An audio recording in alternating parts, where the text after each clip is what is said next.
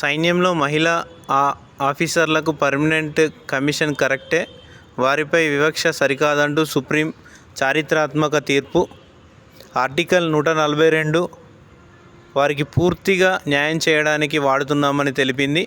ఈ మేరకు Supreme Court chief justice Suryakant, justice Ujjal Bhuyan, justice N Koteswar సింగ్తో కూడిన ధర్మాసనం ఆదేశాలు జారీ చేసింది.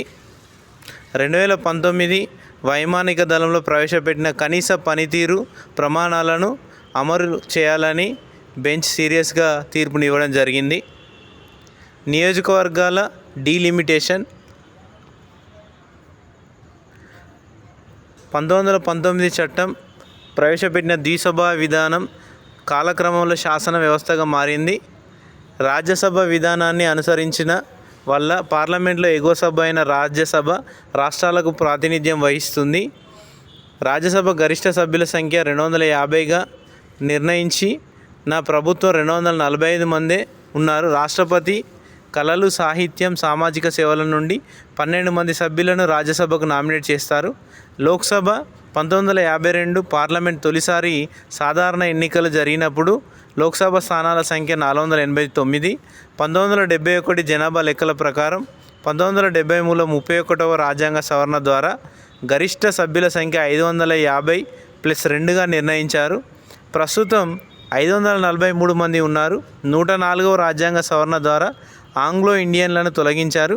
1976 ఇందిరాగాంధీ ప్రభుత్వం 42వ రాజ్యాంగ సవరణ ద్వారా లోక్సభలో సంఖ్య 2001 వరకు మార్పులు చేయరాదని నిర్ణయించింది. 84వ రాజ్యాంగ సవరణను అనుసరించి 2001లో ఎన్డీఏ ప్రభుత్వం 2026 వరకు సీట్ల సంఖ్యలో ఎలాంటి మార్పు చేయకూడదని నిర్ణయించింది.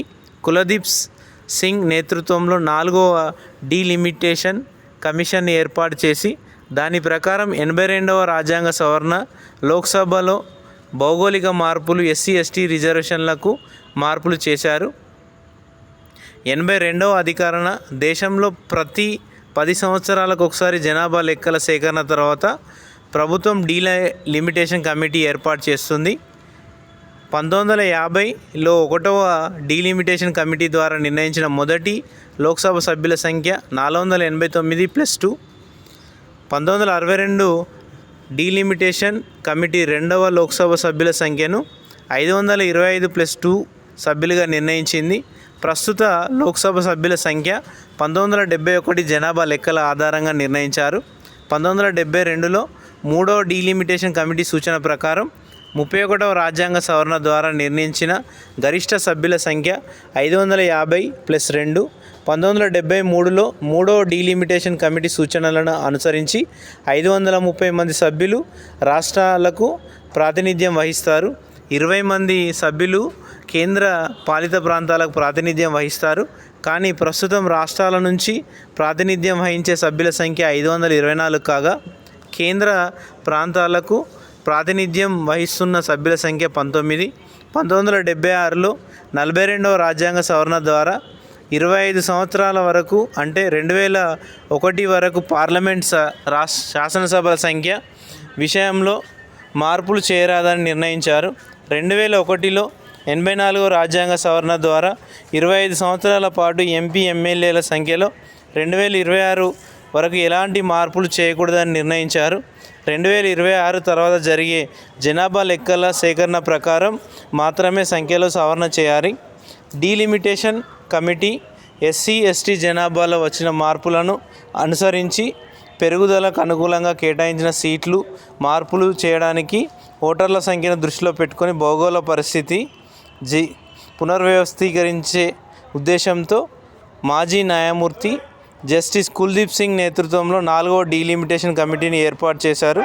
87వ రాజ్యాంగ సవరణ 2003, 2001 లెక్కల ఆధారంగా నియోజకవర్గాలను పునర్వ్యవస్థీకరించారు. నియోజకవర్గాల పునర్వ్యవస్థీకరణ గెర్రీ మ్యాండరింగ్ అంటారు. ఇప్పటి వరకు 4 డీలిమిటేషన్ కమిటీలు భారత్లో ఏర్పాటు చేయబడ్డాయి. లోక్సభ డీలిమిటేషన్ ముందు ఎస్సీ సీట్ల సంఖ్య 79 నుంచి 84 పెరిగాయి. ఎస్టీల సీట్ల సంఖ్య 41 నుంచి 47కు పెరిగాయి. నియోజకవర్గాల పునర్వ్యవస్థీకరణ తర్వాత ప్రస్తుతం దేశంలో వైశాల్యాల రీత్యా అతిపెద్ద నియోజకవర్గాలు: 1 లడఖ్, 2 బార్కస్ రాజస్థాన్. అతి చిన్న నియోజకవర్గాలు: లక్షద్వీప్, 2 చాందినీ చౌక్ ఢిల్లీ. ఓటర్ల రీత్యా అతిపెద్ద నియోజకవర్గం మల్కజ్గిరి. ఓటర్ల రీత్యా అతి చిన్న నియోజకవర్గం లక్షద్వీప్, 2 డయ్యూ డామన్. అతి తక్కువ నియోజకవర్గాల సంఖ్యలో సిక్కిం, మిజోరం, నాగాలాండ్ 1 స్థానం ఉండగా త్రిపుర, మణిపూర్, మేఘాలయ, అరుణాచల్ ప్రదేశ్, గోవాలో 2 చొప్పున స్థానాలు ఉన్నాయి.